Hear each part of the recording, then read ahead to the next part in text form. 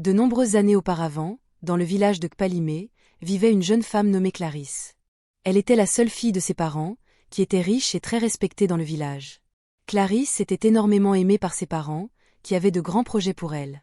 L'un de ces projets était de la marier au fils d'un de leurs amis. Mais ce qu'ils ignoraient, c'est que Clarisse sortait en secret avec un homme nommé Fabrice, qui était très en dessous de son niveau en richesse et en statut.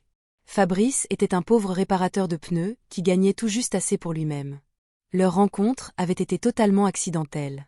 Clarisse roulait sur un petit chemin, lorsqu'elle se rendit compte qu'elle avait crevé un pneu.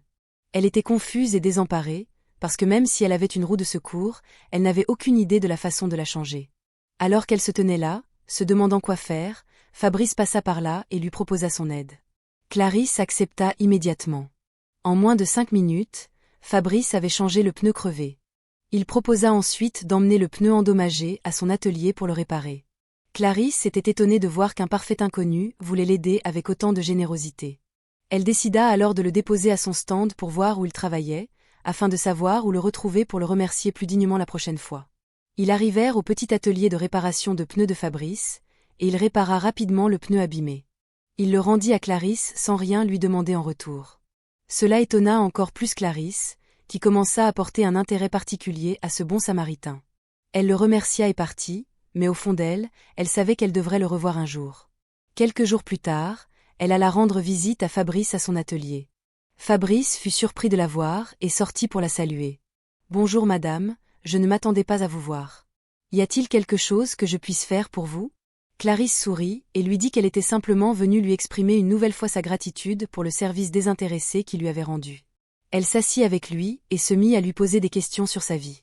Fabrice était surpris qu'une femme aussi riche et bien habillée s'intéresse à lui, mais il répondit à toutes ses questions. Même s'il n'avait aucun diplôme, il parlait très bien, et Clarisse en fut impressionnée. Elle commença à l'apprécier et revint le voir régulièrement. Ils devinrent très vite de très bons amis et, à force de passer du temps ensemble, ils finirent par tomber amoureux. Au début, Fabrice était inquiet. Il se demandait si Clarisse serait réellement à l'aise avec lui, vu son statut social.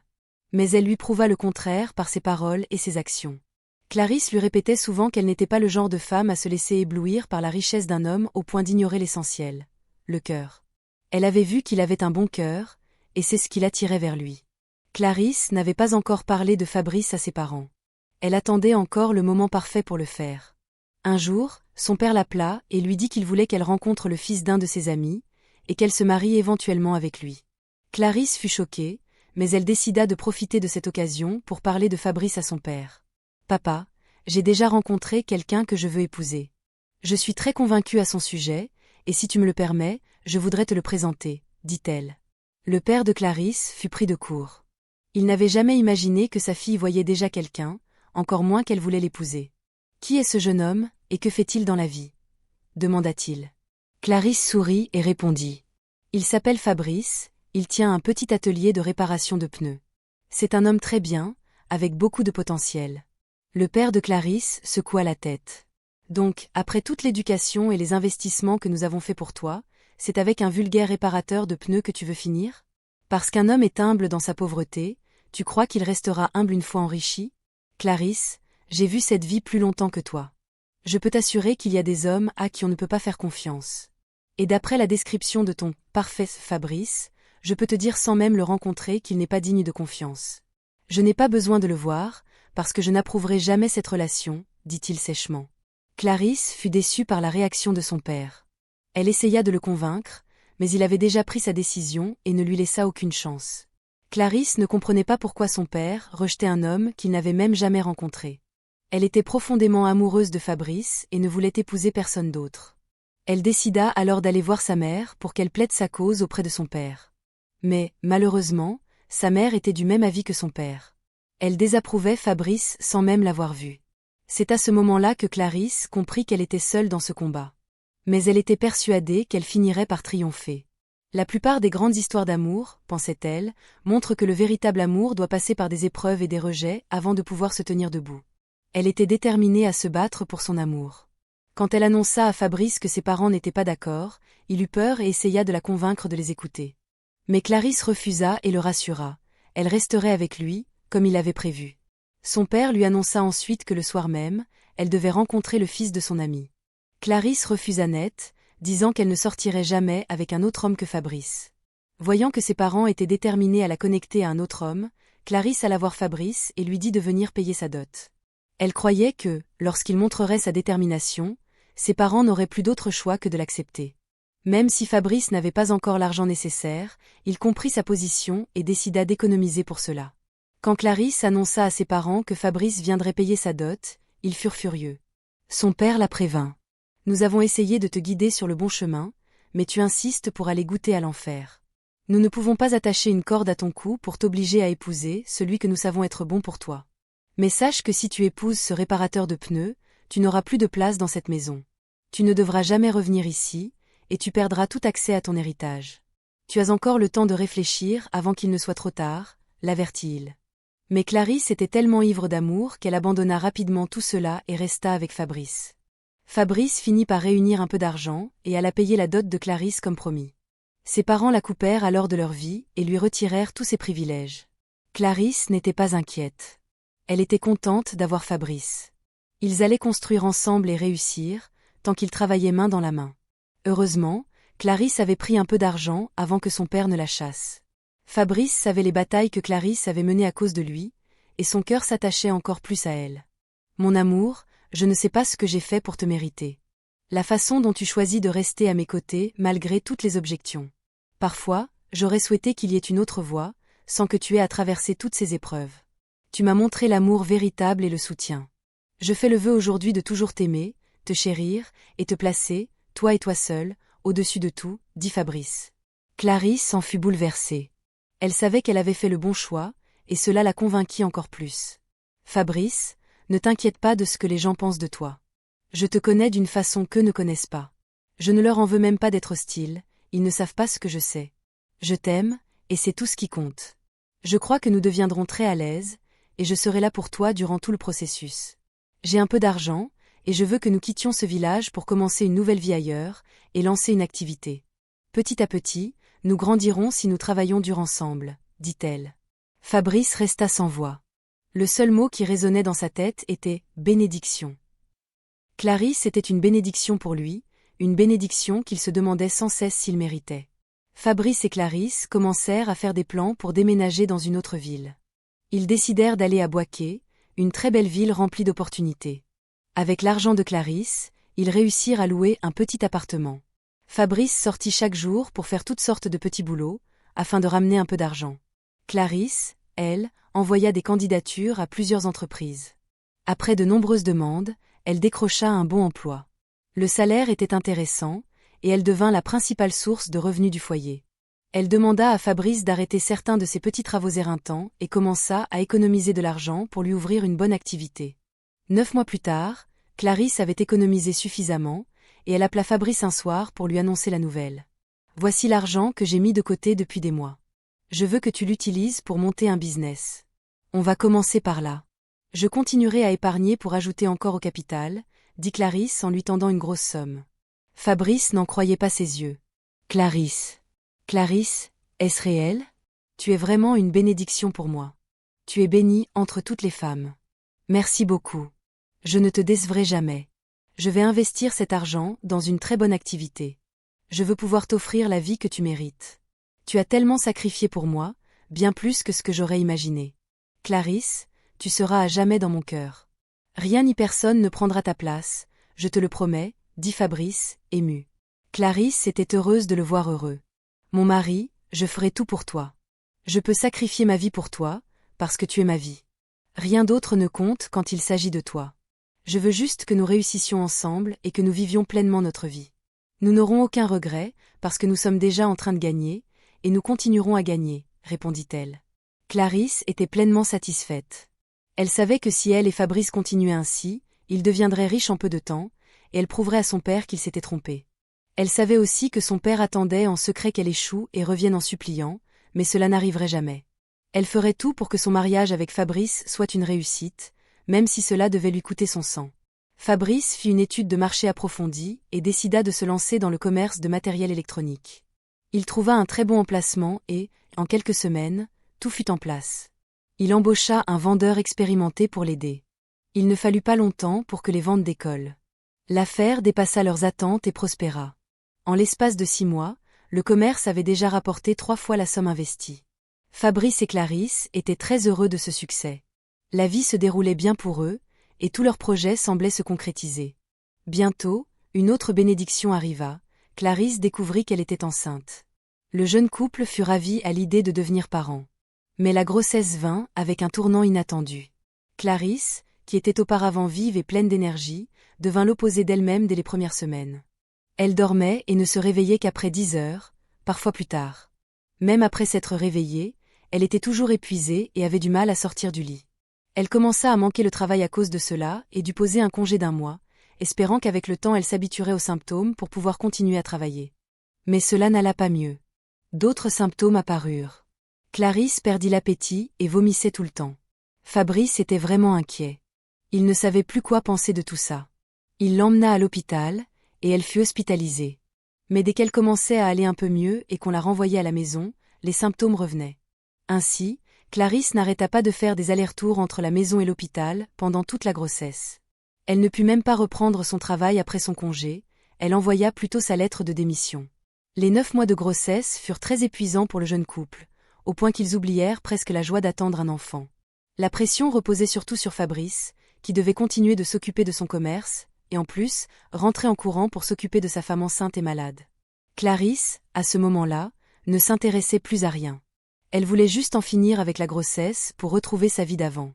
C'est pour cela qu'elle ne remarqua pas au début le léger changement chez Fabrice. Fabrice commença à redouter de rentrer à la maison, car il savait ce qu'il y attendait. Il se mit donc à passer dans un bar avant de rentrer, pour boire 1 ou 2 bouteilles. Il pensait que ça l'aiderait à oublier ses problèmes et à se détendre un peu, même si ce n'était que temporaire. Mais de 1 ou 2 bouteilles, Fabrice passa à autre chose. Il commença à désirer le réconfort et les bras d'une autre femme. Heureusement pour lui, ou malheureusement, ce type de femme était toujours disponible et n'attendait qu'un signe. La première fois que Fabrice emmena une fille du bar à l'hôtel, il se sentit coupable. Il se détesta d'avoir trahi Clarisse. Mais il ne pouvait pas nier le soulagement et la fraîcheur que cette expérience lui avait apporté. Alors, même s'il savait que ce n'était pas bien, il continua à fréquenter ces femmes. À ce moment-là, Clarisse était déjà très enceinte et commençait à ressentir un léger mieux. Elle remarqua donc les changements chez Fabrice, mais se dit qu'il devait juste être stressé par le travail et par tout ce qu'il avait à gérer à la maison. Cependant, le changement devenait de plus en plus évident. Elle connaissait assez bien Fabrice pour voir qu'il s'éloignait de son moi habituel. Clarisse s'inquiéta et lui demanda ce qui n'allait pas. Mais Fabrice la rassura en disant qu'il n'y avait rien de grave, seulement du stress, et que cela passerait. Clarisse le crut et n'y pensa plus, jusqu'à un certain jour. Elle était allée au supermarché acheter quelques produits pour le bébé en prévision de l'accouchement. Alors qu'elle lisait les étiquettes de différentes marques d'huile pour bébé, elle entendit 2 jeunes femmes parler tout près d'elle. Elles discutaient d'un certain client qui venait souvent les voir. D'après elles, toutes les filles du bar voulaient être choisies par lui, parce qu'il était très généreux avec l'argent, beaucoup plus que les autres hommes. D'après leur description, cet homme possédait un grand magasin d'électronique, et son affaire marchait très bien. Clarisse entendit tout cela, mais n'y prêta pas trop attention au début. Elle allait changer de rayon lorsqu'elle entendit une phrase qui la transperça comme une flèche. « La femme de cet homme est vraiment négligente », disait l'une. « Dis-moi pourquoi tu peux être à la maison pendant que ton soi-disant mari couche avec d'autres femmes tous les jours, et tu ne fais rien ?» L'autre éclata de rire. « Laisse tomber, toutes ces femmes mariées pensent que, parce qu'elles sont mariées, elles ont tout gagné. Puisqu'elle ne sait pas garder son mari à la maison, nous allons continuer à l'aider. Moi, je veux seulement mon argent facile, tu comprends ?» Les 2 filles éclatèrent de rire et partirent. Clarisse entendit tout ça, et sans savoir pourquoi, elle se sentit visée. Elle tenta de se calmer en se posant des questions. Est-ce que j'ai été une mauvaise épouse? Est-ce que j'ai négligé mon mari? Non, se dit-elle. J'ai fait de mon mieux. C'est juste cette grossesse qui m'a détruite, et Fabrice le sait. Il ne ferait pas ça. Je lui fais confiance. Ils doivent parler d'un autre homme, pas de mon mari. Avec cette pensée, Clarisse se rassura et continua ses courses. Cependant, une fois rentrée à la maison, les paroles de ses filles revinrent tourner dans sa tête. Elle repensa à tout, encore et encore. Et quand elle réalisa qu'il était déjà 20 heures et que Fabrice n'était toujours pas rentré, elle eut peur. Elle se demanda s'il pouvait être ce fameux client dont elle parlait. Dans son cœur, elle pria pour que ce ne soit pas le cas. Fabrice finit par rentrer à 21 heures. Clarisse alla l'accueillir à la porte. Mon mari, est-ce que tout va bien? Tu es rentré tard, qu'est-ce qui s'est passé? Fabrice fut surpris par ces questions, mais se reprit vite et lui répondit qu'il avait une commande tardive au magasin, ce qui l'avait retardé. Clarisse hocha la tête, mais la lourdeur dans son cœur ne disparut pas. Elle lui servit à manger, et après le repas, elle décida de lancer le sujet. Je ne sais pas, mais j'ai l'impression que quelque chose ne va pas. J'ai l'impression que notre mariage n'est plus comme avant. A-t-il quelque chose que tu aimerais me dire? Même si c'est quelque chose de grave, je pardonnerai. Je veux juste que nous soyons honnêtes l'un envers l'autre, dit Clarisse. Fabrice fut choqué et confus. De quoi parle-t-elle? Est-ce qu'elle soupçonne quelque chose? Se demanda-t-il intérieurement. Mais il décida qu'il ne reconnaîtrait jamais rien. Clarisse, je ne comprends pas ce que tu veux dire. À ma connaissance, nous n'avons aucun problème, à part la grossesse qui est difficile pour nous deux, répondit-il. Clarisse poussa un long soupir. Je ne parle pas de la grossesse. Je ne sais même pas comment dire ça, mais je dois le sortir. J'ai entendu des personnes parler d'un homme qui trompe sa femme. Sincèrement, d'après les détails qu'elle donnait, tu correspondais exactement à la description. Je ne veux pas croire des inconnus, mais j'ai besoin d'être sûre. C'est pour ça que je te demande, est-ce que tu me trompes, Fabrice? Demanda Clarisse, les yeux remplis de tristesse. Fabrice se figea. Il avait été très prudent. Comment avait-elle pu en arriver à cette conclusion? Mon amour, comment peux-tu penser ça de moi? Est-ce que j'ai déjà fait quelque chose qui te donne une raison de douter? Tu es la seule femme que j'aime, et je ne peux rien faire pour te blesser. Ne prête pas attention au ragot. Ces personnes parlaient sûrement de quelqu'un d'autre. Parce que tu écoutais en cachette, tu as cru que c'était de moi qu'elle parlait. Je ne peux pas te faire ça. Tu dois me faire confiance, répondit-il. Clarisse le regarda droit dans les yeux. Je te fais confiance, Fabrice. Je t'ai fait confiance dans le passé, et maintenant encore.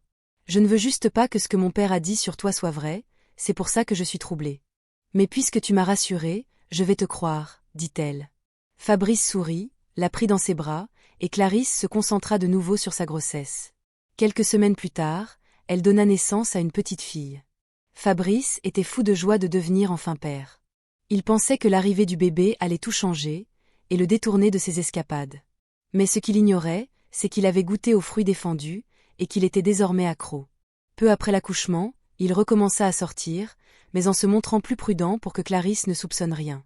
Son magasin d'électronique marchait toujours très bien, et leur niveau de vie continuait d'augmenter.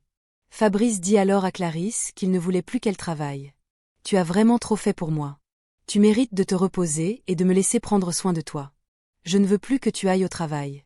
Prendre soin de notre fille n'est déjà pas facile, et ce serait égoïste de ma part de te laisser travailler dehors alors que je peux subvenir à nos besoins, dit-il. Clarisse fut touchée par tant de sensibilité. Elle trouva cela logique et accepta de rester à la maison pour s'occuper de leur fille. Elle crut que Fabrice était simplement attentionné et prévenant. Mais ce qu'elle ignorait, c'était que Fabrice voulait la garder à la maison pour qu'elle ne sorte pas trop et ne mette pas en danger ses aventures. Fabrice venait de recruter une vendeuse pour l'aider au magasin. Cette jeune femme s'appelait Dorine. Elle était très attirante et prête à tout pour survivre. Elle avait pris ce poste de vendeuse en attendant de trouver mieux. Mais il ne fallut pas longtemps avant qu'elle ne remarque que son patron avait de l'intérêt pour elle. Un jour, elle mit une robe très moulante et très séduisante pour le travail, car elle devait aller à une fête d'anniversaire juste après. Elle ne savait pas que ce jour-là, elle allait littéralement envoûter son patron. Fabrice la vit ce matin-là et ne put cacher la convoitise dans son regard. Dorine s'en rendit compte, mais fit semblant de ne rien voir. Étant une vraie hustleuse, cela ne la dérangeait pas trop d'ajouter « side chic » à sa description de poste. Mais elle ne voulait pas être utilisée puis jetée. Elle voulait creuser des fondations bien profondes, histoire de durer très longtemps dans le rôle de maîtresse officielle.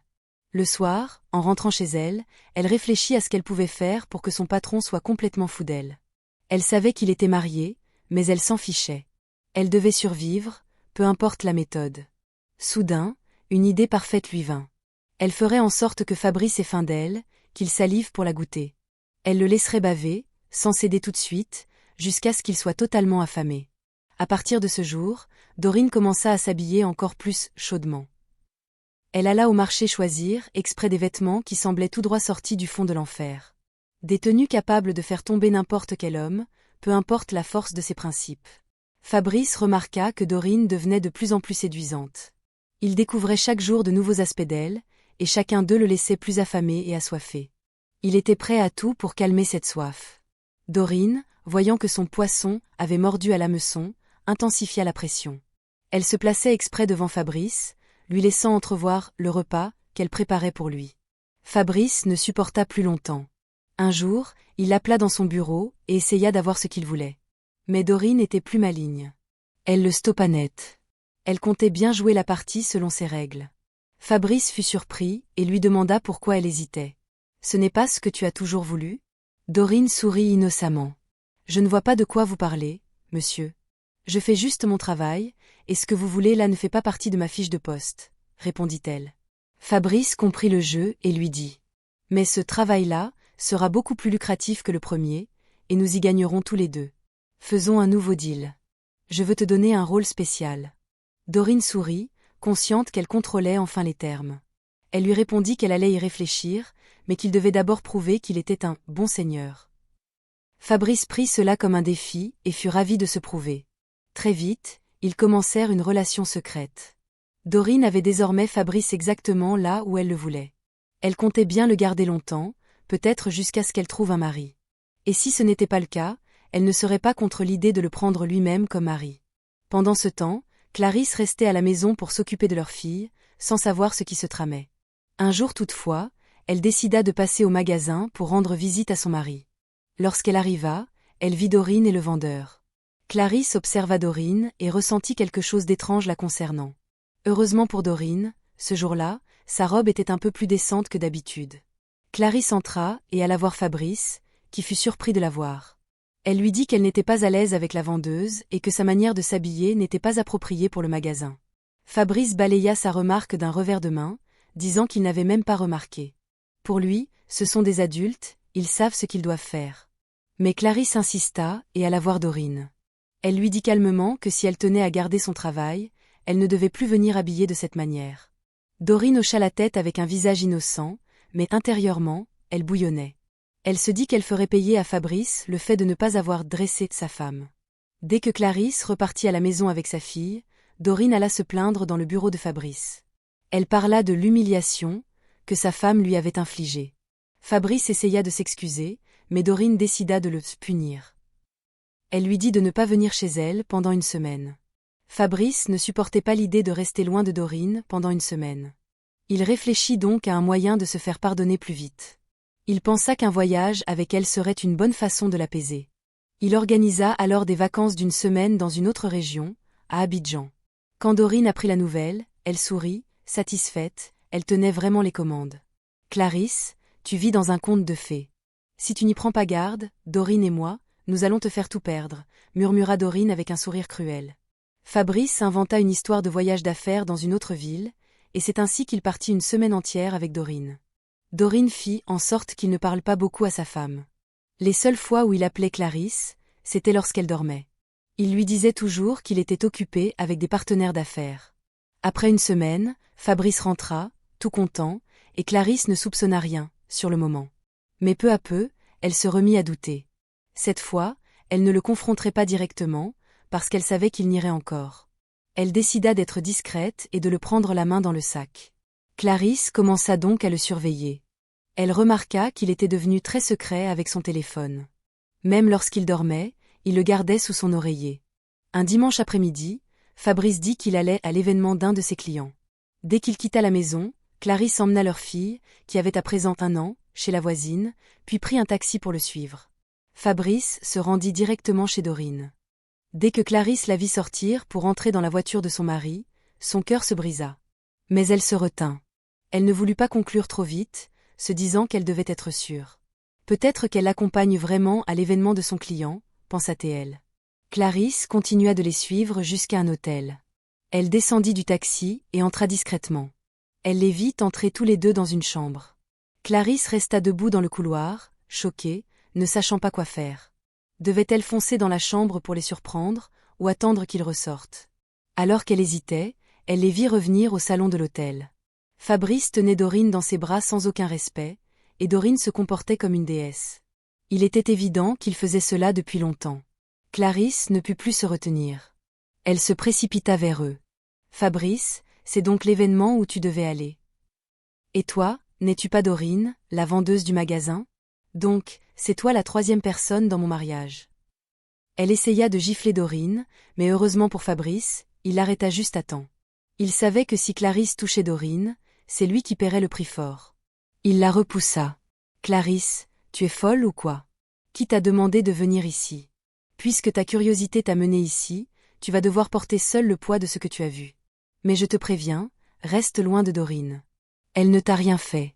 En fait, tu devrais la remercier.